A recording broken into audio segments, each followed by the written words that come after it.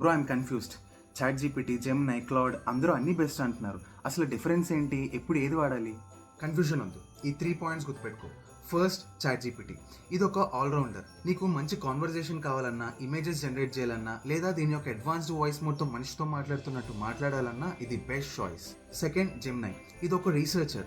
దీని యొక్క context window చాలా పెద్దది. అంటే ఒక 500 పేజెస్ బుక్ని కానీ లేదా ఒక 1 hour వీడియోని కానీ అప్లోడ్ చేసి డౌట్స్ అడగచ్చు.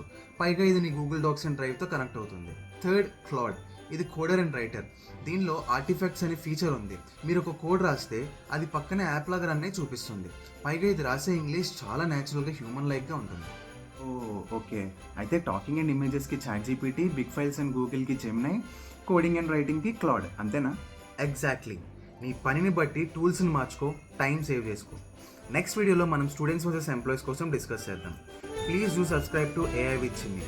Let's all grow together with AI.